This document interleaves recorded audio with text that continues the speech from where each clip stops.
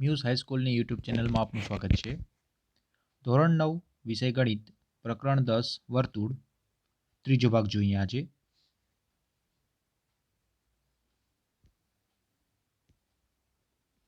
જીવાએ કોઈ બિંદુએ આંતરેલો ખૂણો.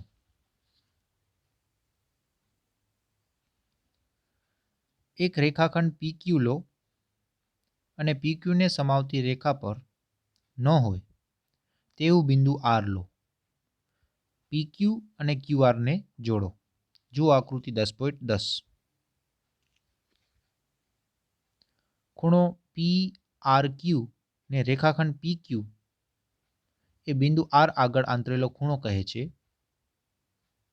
આકૃતિ 10.11 ના ખૂણાઓ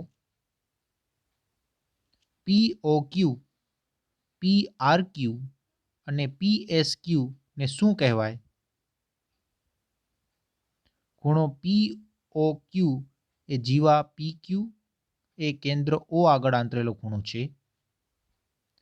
ખૂણો PRQ અને ખૂણો PSQ એ PQ એ અનુક્રમે ગુરુચાપ પર આપેલા બિંદુ R અને લઘુચાપ પર આપેલા બિંદુ S આગળ આંતરેલા ખૂણા છે.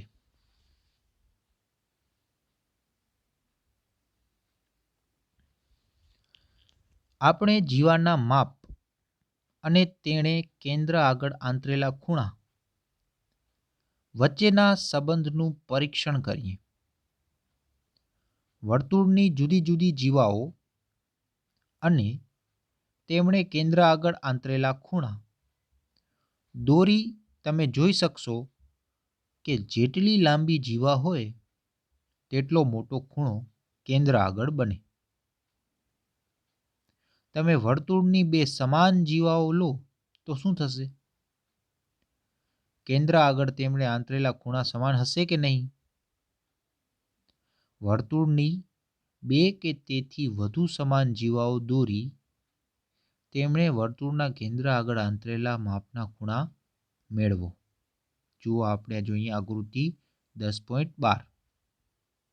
તમે જોઈ શકશો કે કેન્દ્ર આગળ તેમણે આંતરેલા ખૂણા કેવા હોય છે? સમાન હોય છે. આપણે આ હકીકતની સાબિતી આપીએ.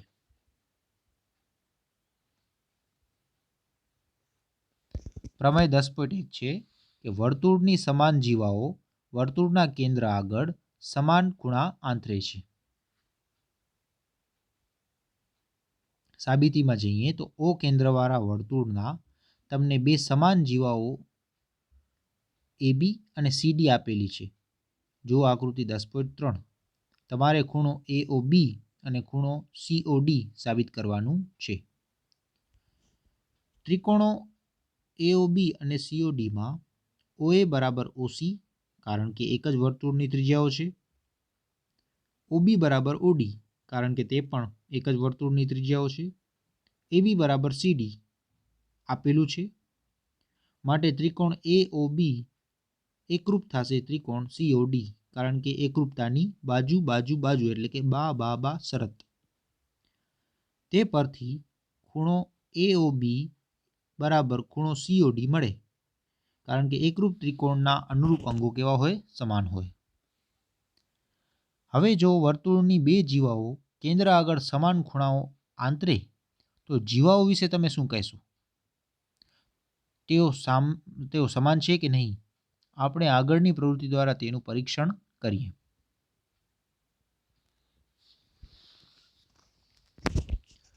એક કાગળ લઈ તેના પર વર્તુળ દોરો. વર્તુળ કાપો જેથી તકતી જેવો આકાર મળે. બિંદુઓ A અને B વર્તુળ પર હોય તેવી રીતે કેન્દ્ર O આગળ એક ખૂણો AOB દોરો. કેન્દ્ર આગળ બીજો ખૂણો POQ ખૂણો AOBના માપનો જ દોરો. તકતીને AB આગળ અને PQ આગળ કાપો. જો આકૃતિ 10.14. તમને વર્તુળના બે વૃત્તખંડ ACB અને PRQ મળશે. એકને બીજા પર ગોઠવો. તમે શું નિરીક્ષણ કર્યું? તેઓ એકબીજાને આચ્છાદિત કરે છે એટલે કે તેઓ એકરૂપ છે. આથી AB બરાબર PQ. જે તમે આ એક વિશિષ્ટ વિકલ્પ માટે જોયું તે બીજા સમાન ખૂણાઓ માટે પણ ચકાસો. બધી જ જીવાઓ સમાન મળશે તે નીચેના પ્રમેય દ્વારા જોઈએ. પ્રમેય છે 10.2 વિધાન છે જો જીવાઓ વર્તુળના કેન્દ્ર આગળ સમાન ખૂણા આંતરે તો તે જીવાઓ સમાન છે. ઉપરનું પ્રમેય એ પ્રમેય 10.1નું પ્રતિપ્રમેય છે. જો આકૃતિ 10.13માં તમે ખૂણો AOB બરાબર ખૂણો COD લેશો તો ત્રિકોણ AOB એકરૂપ ત્રિકોણ COD થશે. શા માટે થશે? કારણ કે એકરૂપતાની શરત. તમે AB બરાબર CD જોઈ શકો છો. અભ્યાસ કરીશું આપણે.